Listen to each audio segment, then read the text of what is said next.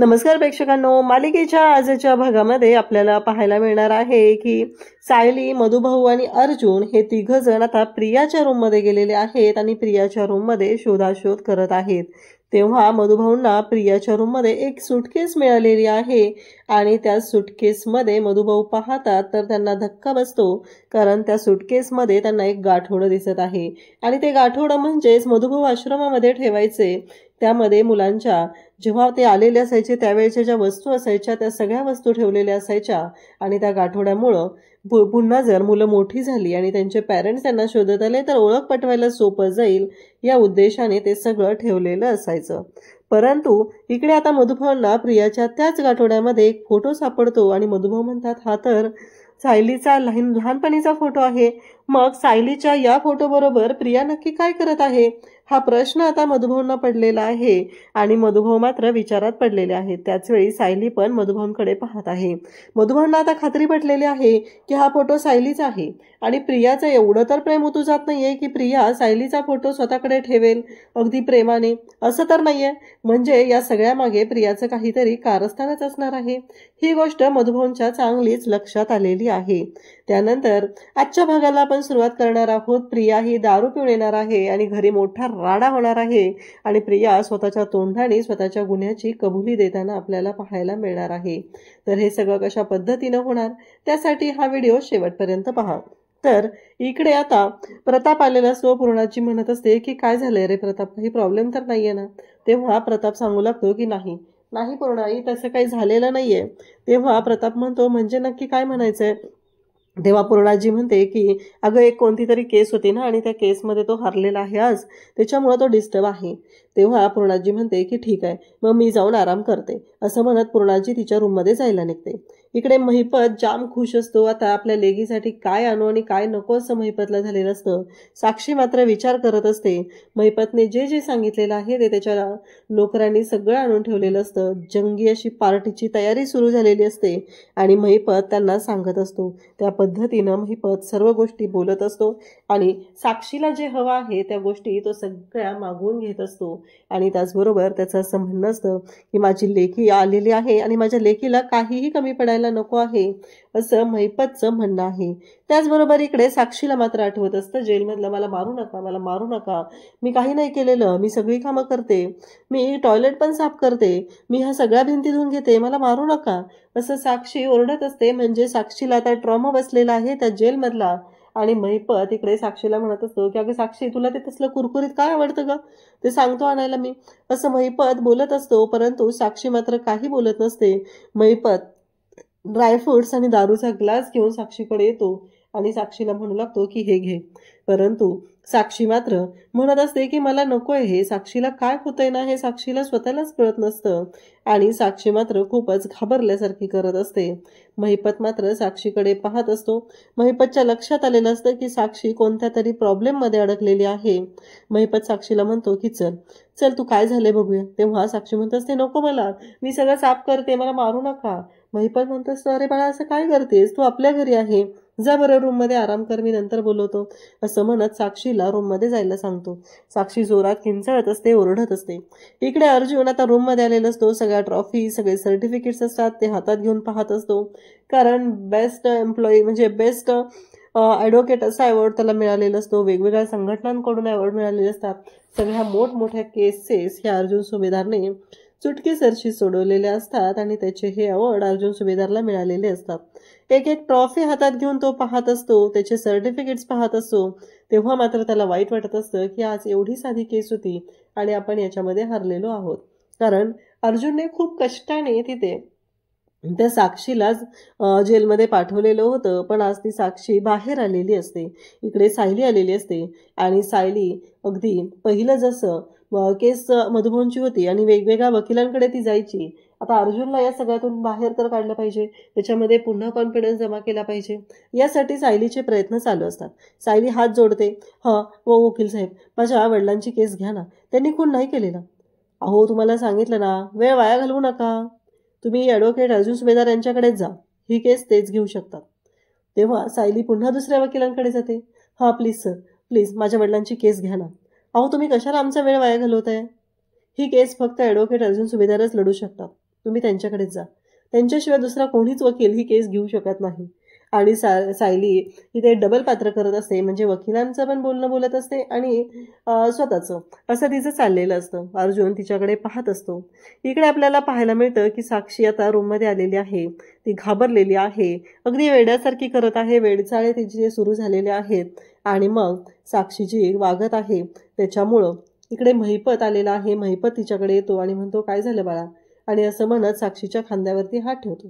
ज्या क्षणी साक्षीच्या खांद्यावरती हात ठेवतो त्या क्षणी साक्षी किंचाळते, पुन्हा हात जोडू लागते. मला मारू नका हो, मला मारू नका, मी नाही काय केलेलं, मला मारू नका, माझ्याशी असं नका वागू. कारण तिला एक ट्रॉमा बसलेला आहे, तिला धक्का बसलेला आहे. महिपत म्हणत असतो की अरे बाळा, तू कुठंच नाहीये, तू तुझ्या घरात आहे, तुझ्या घरात, हे तुझं घर आहे, तुझ्या हक्काचं घर आहे ना, मग कशाला असं करतेस तू, असं महिपत तिला बोलत असतो. आणि महिपतचं असं म्हणणं असतं की काळजी करू नको, सगळ्या गोष्टी व्यवस्थित होणार आहेत, असं महिपत तिला सांगत असतो. अगं इथे AC चालू आहे, मोमो गादी आहे. तेव्हा साक्षी म्हणत असते, नाही तर जेलमध्येच आहे मी, जेलमध्ये, मला नको आहे जेलमधलं खायला, तिथली डाळ आहे का काय पाणी आहे कळत नाहीये, तो भात नको आहे मला, असं म्हणत साक्षी हात जोडत असते आणि महिपतला म्हणत असते की मला मारू नका, माझ्यावर अन्याय करू नका, असं ती महिपतला सांगत असते. परंतु महिपतचं असं म्हणणं असतं की बाळा, तुला कोणीही मारत नाहीये, तू बिनधास्त राहा, तू बिनधास्त राहा, अजिबात तुला कोणीही काहीच करत नाही, असं महिपत इकडे सांगत असतो. आणि त्याचबरोबर इकडे आपल्याला पाहायला मिळतं की जेव्हा या सर्व गोष्टी घडत असतात आणि त्याचबरोबर महिपत तिला समजवत असतो, पण तिला आता कळतच नसतं. इकडे पाहायला मिळतं की जेव्हा महिपत आता तिला सांगत आहे की असं नको करू बाळा, तो तुझ्या घरात आहे, पण साक्षी मात्र हात जोडत आहे, विनवण्या करत आहे. साक्षीचं असं म्हणणं आहे की नाही नाही, तुम्ही खोटं बोलताय माझ्याशी, नाही नाही, असं काही नाही झालेलं, असं साक्षीचं म्हणणं असतं. आणि त्यासोबतच इकडे आपल्याला पाहायला मिळतं की महिपत हे सगळं करत असतो, परंतु साक्षी मात्र इकडे इकडे जेव्हा घडत असतं, हे सगळं जेव्हा घडत आहे तेव्हा मात्र इकडे महिपत म्हणत आहे की काहीही झालं तरीही आत्ता तू घाबरू नकोस, तू तुझ्या घरात आहे आणि तुला घाबरण्याची अजिबात गरज नाही, असं महिपतचं म्हणणं आहे. तो साक्षीला समजवत आहे, पण साक्षीच्या मनातली भीती काही केल्या कमी होतच नाही. साक्षी घाबरलेली असते. साक्षी म्हणत असते की काहीही झालं तरीही मला यातून बाहेर पडायचं आहे. इकडे अर्जुनला सायली समजवत असते, पण सायलीला मात्र कळतच नसतं की अर्जुनची समजूत कशी घालायची आहे. या सगळ्यातून अर्जुनला मी कसं बाहेर काढू, हा प्रश्न आता सायलीच्या समोर उभा राहिलेला असतो. मग सायली आता अर्जुनचा कोट घालते, कारण आता पुढचा रोल असतो तो म्हणजे अर्जुन आणि सायली या दोघांचा. म्हणजे आता सायली जी जाणार असते ती ॲडव्होकेट अर्जुन सुभेदार यांना भेटायला जाणार असते. सायली ॲडव्होकेट अर्जुन सुभेदार यांच्याकडे येते आणि म्हणू लागते की नमस्कार, मी सायली मधुकर पाटील, माझ्या वडिलांची केस घ्यायची आहे, घ्याल का तुम्ही? माझ्या वडिलांना खुनाच्या आरोपामध्ये अडकवलेलं आहे, प्लीज तुम्ही मदत कराल का? असं म्हणत सायली हात जोडून विनवणी करत असते. अर्जुनला बरोबर त्यावेळचा 2 वर्षापूर्वीचा प्रसंग आठवतो. हतबल झालेली सायली अर्जुन सुभेदार यांच्याकडे आलेली असते, हातापाया पडत असते आणि सायली म्हणत असते की प्लीज तुम्ही घ्या ना आमची केस, प्लीज, असं म्हणत ती रडत असते. हा प्रसंग अर्जुनला आठवत असतो आणि अर्जुन म्हणत असतो की हो, मी तुमची केस घ्यायला तयार आहे, पण माझी एक अट आहे. हे सगळं आता आठवत असतं आणि त्यासोबतच इकडे अर्जुन सायलीशी कशा पद्धतीनं बोललेला असतो त्या गोष्टी सायलीला आठवत असतात. कारण अर्जुन हा सायलीला म्हणालेला असतो की चालेल, मी घेईल तुमची केस. आणि अर्जुनचं जे बोलणं असायचं ना ते खरंच खूप भारी असायचं. अर्जुन अगदी रुबाबदारपणे बोलायचा, सगळेजण पाहतच राहायचे, या सर्व गोष्टी घडायच्या. आणि त्याचबरोबर इकडे सायली हात जोडून म्हणत असते की प्लीज तुम्ही ही केस घ्या आणि माझ्या वडिलांना यातून सोडवा, असं सायलीनं अर्जुनला सांगितलेलं असतं. आणि अर्जुन तयार झालेला असतो. म्हणजे सायलीला आता अर्जुनला हे दाखवायचं असतं की अख्ख्या पनवेलमध्ये एकच वकील असा होता की जो माझ्या मधुभाऊंची केस घेऊ शकत होता, माझ्या मधुभाऊंच्या केसमध्ये तो केस सॉल्व करू शकत होता, आणि तो म्हणजे ॲडव्होकेट अर्जुन सुभेदार. परंतु आज ॲडव्होकेट अर्जुन सुभेदार असे का झालेले आहेत हा प्रश्न पडलेला असतो. इकडे आता महिपत साक्षीला समजवत असतो. महिपत साक्षीला म्हणत असतो की साक्षी बाळा, मी तुझ्या आईचे प्रेम द्यायला कमी पडलो ना रे, मी तुला तेवढं प्रेम नाही देऊ शकलो ना, हे सगळं बोलणं चाललेलं असतं. तेव्हा साक्षी रडत असते. महिपत म्हणत असतो मी तुझी आई नाही होऊ शकलो. बाळा, तुला माहिती आहे का, लहानपणापासून तुला साधं इंजेक्शन टोचायला गेलं आणि थेंबर रक्त आलं तर मी घट्ट माझे डोळे बंद करून घ्यायचो. एवढी माणसं कापली, एवढे मर्डर केले, पण तुझ्या बाबतीत मात्र मी खूपच इमोशनल आहे. मी एक बाप आहे ना, असं म्हणत महिपत साक्षीला समजावत असतो आणि तिला म्हणतो की माझ्या मांडीवर डोकं ठेव आणि निवांतमध्ये झोप. कारण या बापाची जी मांडी असते ना, यातून तुला आपल्या लेकीला कोणीच दूर घेऊन जाऊ शकत नाही, तिला कोणीच त्रास देऊ शकत नाही, असं महिपत सांगत असतो.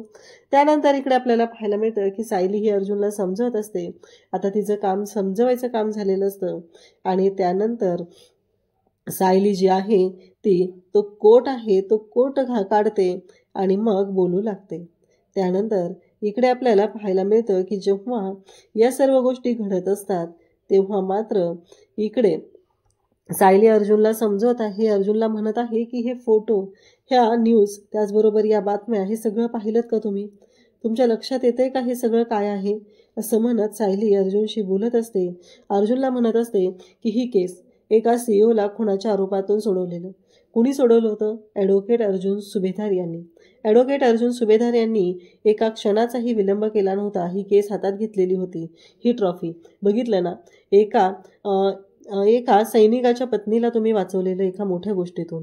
या सगळ्या ज्या बातम्या आहेत त्या ॲडव्होकेट अर्जुन सुभेदार यांच्या पराक्रमाच्या, असं सायली अर्जुनला सांगत असते. ह्या ज्या ट्रॉफीज मिळालेल्या आहेत, ह्या ट्रॉफीज तुम्हाला तुमच्या कर्तृत्वाने मिळालेल्या आहेत. हे तुमचं कर्तृत्व आहे म्हणूनच ह्या ट्रॉफीज तुम्हाला मिळालेल्या आहेत. अन्यथा ह्या ट्रॉफीज तुम्हाला मिळाल्या नसत्या. तुम्ही तेवढं काम केलेलं आहे. कारण पनवेलमध्ये एकच वकील आहे जो म्हणजे ॲडव्होकेट अर्जुन सुभेदार. तो कोणालाही न्याय मिळवून देऊ शकतो. ज्या माणसावर अन्याय होतोय त्या माणसाला न्याय मिळवून देण्याचं काम करत असतो तो म्हणजे ॲडव्होकेट अर्जुन सुभेदार. दुसरं कोणीच हे काम करू शकत नाही, असं सायली सांगत असते. आणि अर्जुनमधला कॉन्फिडन्स आहे तो पुन्हा बिल्ड करत असते. कारण काहीही झालं तरीही अर्जुन जो आहे तो खूपच हादरलेला असतो. इकडे साक्षी रडत असते. साक्षीला महिपत समजावत असतो, म्हणत असतो काळजी करू नकोस बाळा, मी आहे ना, मी करेल तुझ्यासाठी सगळं. आणि ही तुझी अवस्था झालेली आहे ती त्या ॲडव्होकेट अर्जुन सुभेदारमुळे झालेली आहे.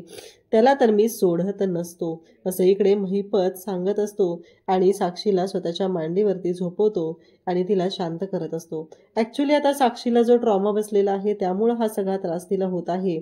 कारण तिला सवय नव्हती. तिनं आजपर्यंत कधी कोणाचं बोलणं ऐकून घेतलेलं नव्हतं. पण आज त्या जेलमध्ये गेल्यानंतर तिला या सगळ्या गोष्टींचा सामना करायला लागलेला होता. एकुलती एक लाडात वाढलेली लेक होती आणि त्याचबरोबर या सर्व गोष्टींमुळं ती हादरली होती. इकडे महिपत आता म्हणतो की त्या अर्जुन सुभेदारला सोडत नसतो मी, कारण त्याने माझ्या मुलीची अवस्था जी केलेली आहे त्याची वाट लावल्याशिवाय शांत राहणार नाही, असं इकडे ठरवलेलं असतं. अर्जुन आणि सायली दोघंही बोलत असतात. सायली अर्जुनला समजवत आहे. अर्जुनला म्हणत आहे की काळजी करू नका. कसं आहे माहिती आहे का, तुमच्यातला हा कॉन्फिडन्स कमी करण्यासाठीच ॲडव्होकेट दामिनी आहे. आणि ॲडव्होकेट दामिनीला तुमचा हा जो कॉन्फिडन्स आहे तो कमी करायचा आहे. पण आपण ठरवायचं आहे की तिला काय करायचंय, कसं जिंकू द्यायचंय. आज एखादी केस जिंकली किंवा एखाद्या छोट्याशा केसमध्ये ती जिंकली म्हणून ती जिंकली असं होत नाही. कारण तुमच्यातला कॉन्फिडन्स जर हरला आणि तुमचा कॉन्फिडन्स कमी झाला तर खरी ती जिंकणार आहे. कारण आता तुम्हाला ठरवायचं आहे की तिला जिंकू द्यायचं आहे का नाही. असं म्हणत सायली अर्जुनला पुन्हा उभारी देत आहे, त्याला उभं करत आहे. त्यानंतर इकडे आपल्याला पाहायला मिळतं की जेव्हा या सर्व गोष्टी घडत असतात तेव्हा मात्र इकडे सायलीने अर्जुनला स्पष्टपणे सांगितलेलं आहे. नागराज आणि प्रिया महिपतकडे आलेले आहेत. महिपत बसलेला आहे. त्यांच्या पुढं दारूच्या बाटल्या देखील ठेवलेल्या आहेत. आज जंगी पार्टी होणार या गोष्टीमुळे नागराज आणि प्रिया भलतेच खुश आहेत. कारण आज आपल्याला महिपतचं आनंदी आनंदगडे जिकडे तिकडे चोहीकडे ऐकायला मिळणार. आणि खरंच तशीच गोष्ट घडली आहे. दामिनी देशमुखनी अर्जुनची पार वाट लावली आहे असं प्रिया बोलत आहे. खरंच दामिनी देशमुखला मानलं पाहिजे. काय केस जिंकणार आहे ती बाई, अशी केस जिंकेल आणि अशी साक्षी यातून सगळ्यातून मुक्त होईल. नागराज म्हणतो आता तर मुक्त झालेलीच आहे, आता घरी आलेली आहे, पार्टीचा माहोल तर झालाच पाहिजे महिपत. पण महिपत मात्र काहीच बोलत नाहीये. महिपत अजूनही सिरियस आहे. नागराज आणि प्रिया यांच्याकडे तो पाहत देखील नाहीये, तो खूप सिरियस आहे. नागराज आणि प्रिया महिपतकडे पाहतायत. त्यांना समजतं की महिपतचं काहीतरी बिनसलंय आणि ते बोलू लागतात. महिपत काय झालं, आज काय पार्टी करायचा मूड नाही की काय? अरे केस जिंकलायस तू, आता पार्टी झाली पाहिजे असं म्हणून ते त्याला उस्कवत आहेत.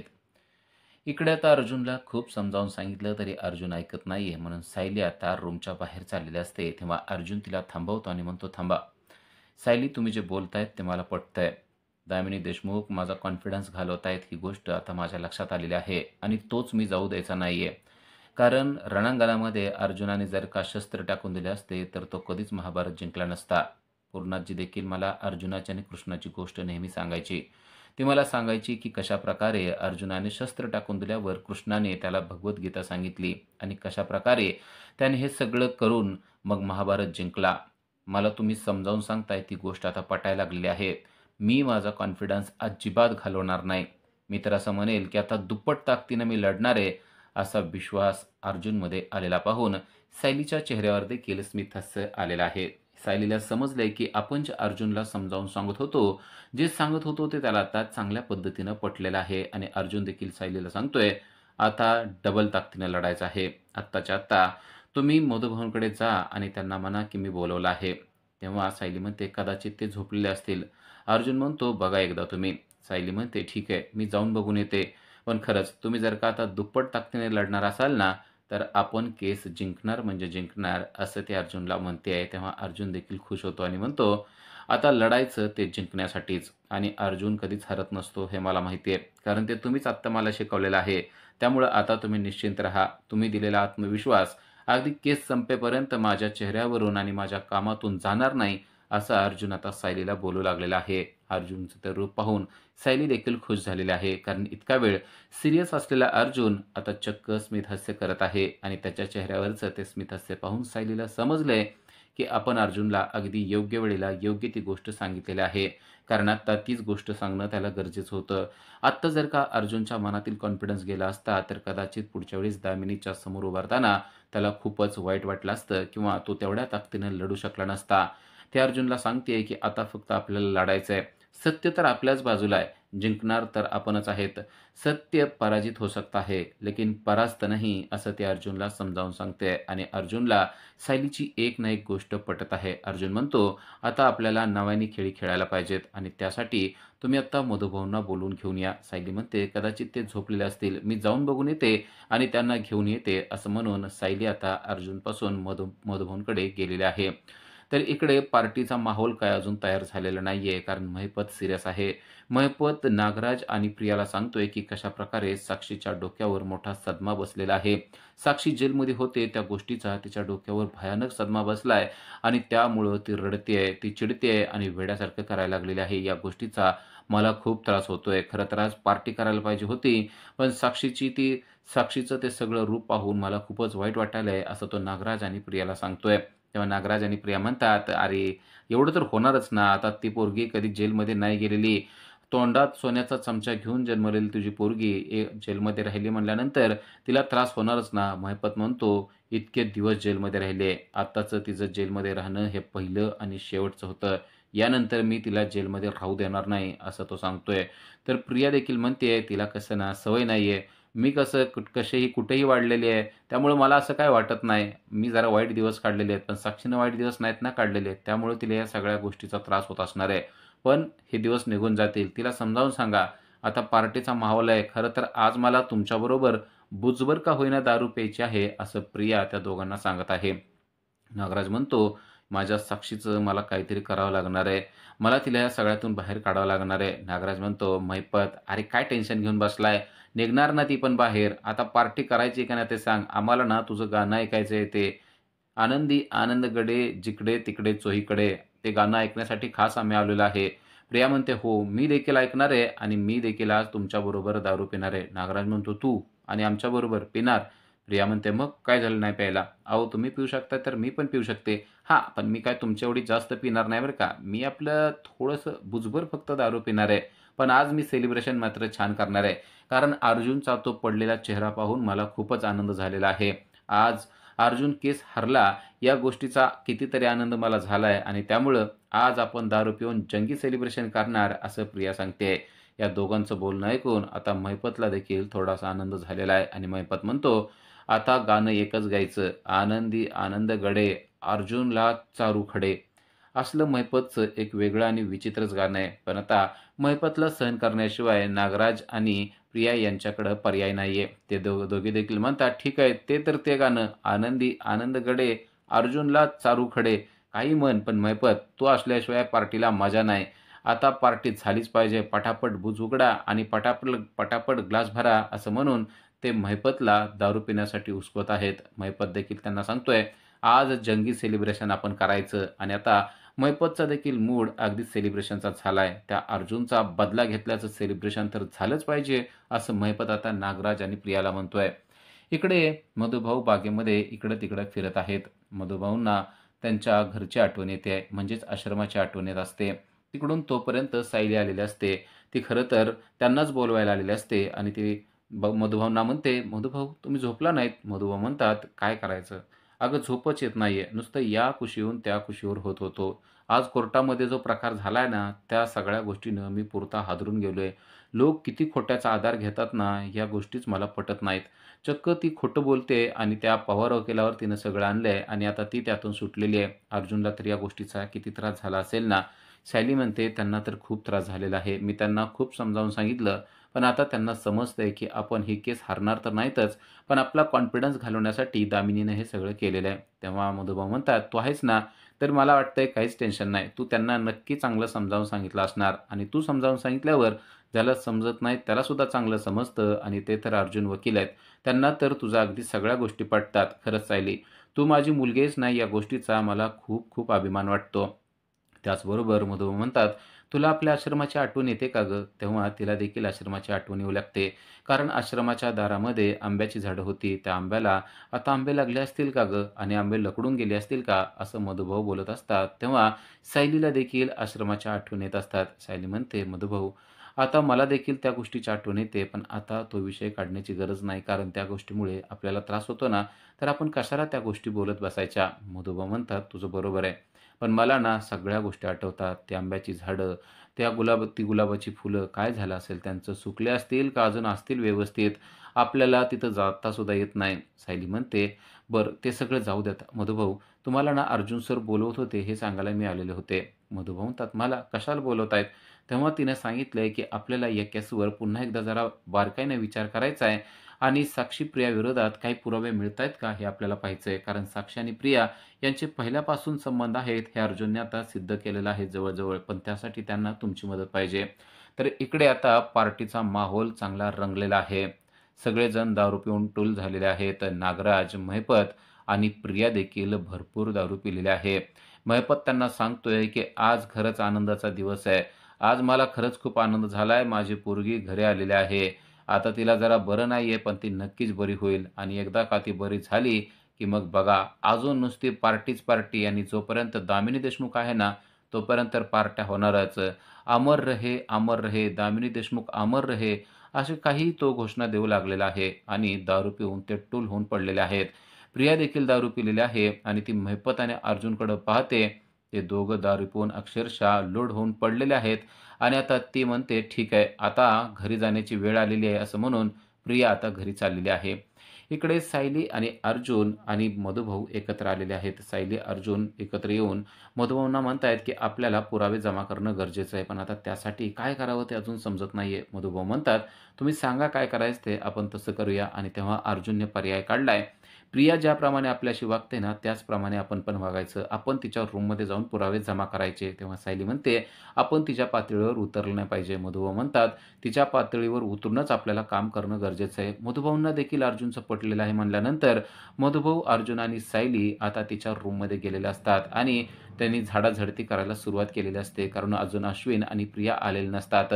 एक-एक गोष्ट अगदी व्यवस्थितपणे पहा, असं अर्जुनने त्या दोघांनाही सांगितलेलं असतं. इथं आपल्याला कोणता ना कोणता पुरावा मिळेल, असं अर्जुनने सांगितलेलं असतं आणि त्याप्रमाणे ते पुरावा जमा करत असतात. आता सगळीकडे ते शोधाशोध घेत असतात. ड्रॉवरमध्ये, कपाटामध्ये, वेगवेगळ्या फाईलमध्ये ते पाहत असतात, की आपल्याला काय मिळतंय का? उद्याच्या भागामध्ये आपल्याला पाहायला मिळतं, की मधुभाऊंनी जेव्हा एक सुटकेस उघडलेले असते, तेव्हा आश्रमातील गाठोडं त्यांच्या हाती लागलेलं आहे, की ज्यामध्ये सायलीच्या म्हणजेच तन्वीच्या काही आठवणी ठेवलेल्या असतात आणि त्याचबरोबर तिचा लहानपणीचा फोटो ठेवलेला असतो. तेव्हा त्यांच्या लक्षात येतं, की नक्कीच प्रियानं हा फोटो मुद्दाम लपवून ठेवलेला असेल. काहीतरी यामध्ये गूढ असणार आहे. त्याशिवाय प्रिया असं करणार नाहीये, असंच त्यांना वाटतंय. अशाच अपडेटसाठी आजच आमच्या चॅनलला सबस्क्राईब करा. थँक